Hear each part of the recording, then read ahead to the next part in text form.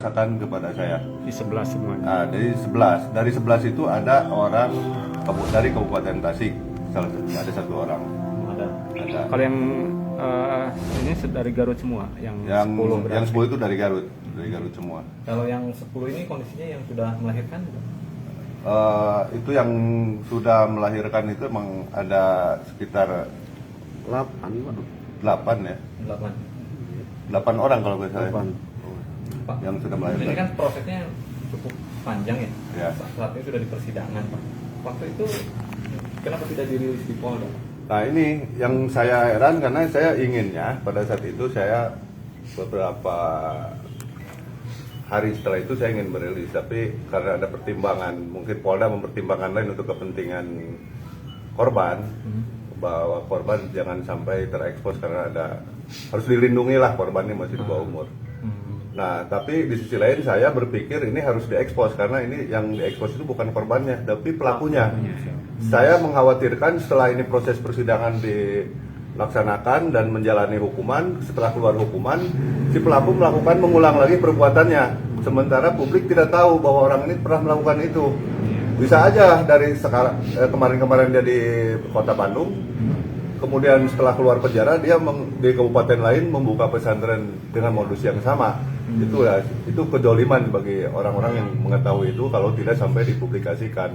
Ini untuk menjaga ke depan keselamatan anak-anak, yang untuk harapan orang tuanya. Karena saya melihat orang tua yang di sini aja saya ikut sakit hati gitu ya. Karena itu satu-satunya harapan orang tua untuk memajukan anaknya, untuk mencapai anaknya menjadi orang sukses, berakhlak yang tinggi, berpengetahuan yang cukup, tiba-tiba dirusak oleh oknum dari pesantren itu sangat menyakitkan sekali. Pak, setahu Harusnya kan kalau santrinya perempuan, pengajarnya harus perempuan. Ini nggak ada perempuan itu, dan laki-laki itu si ustadz itu tinggal di sana, mengajar di sana sendirian tanpa ada pengawasan pihak lain. Nah, ini yang menjadi dia melakukan berulang-ulang itu, merasa tidak ada yang mengganggu atau menghalang-halangi.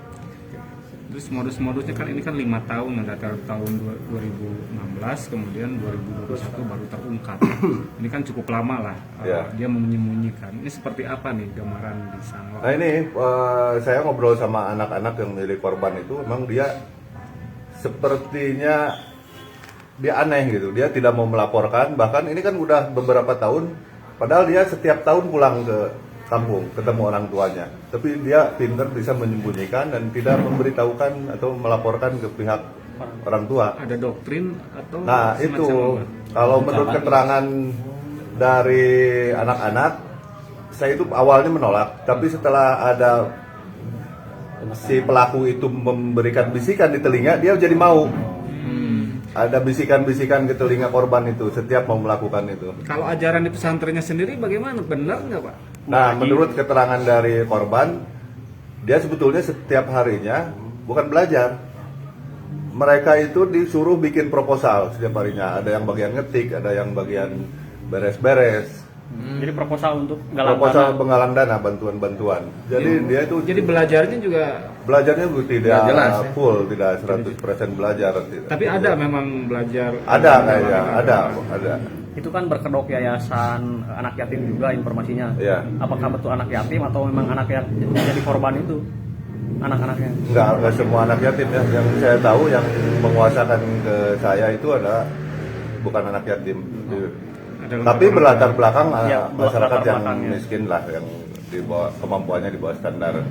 Karena diiming dengan gratis, ya siapa yang tidak mau ingin anaknya berakhlak mulia, berpengetahuan, berpendidikan, ada peluang gratis, ya mau dengan iming itu.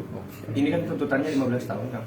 Tanggapan dari Akang sendiri? Ya, 15 tahun ini kan menurut pasal 81 di Undang-Undang Perlindungan Anak itu antara minimal 5 tahun sampai 15 tahun. Tapi dengan ayat 3-nya itu ada pemberatan karena pelakunya dilakukan oleh si pendidik atau pengasuh. Anak bawah umur juga. Korban anak di bawah umur. Jumlah banyak. Ada Enggak menghitung jumlahnya. Nah, karena ini ada salah satu korban yang emang secara psikologinya ada depresif. Nah, ini mudah-mudahan menjadi unsur yang bisa memasuki unsur untuk pemberatan dengan PP yang baru itu nomor 1 2016 itu tentang kebiri. Mudah-mudahan itu bisa diberlakukan karena karena kan untuk diterapkan pasal itu harus korbannya harus salah satunya meninggal dunia, ada gangguan jiwa, fungsi reproduksinya hilang.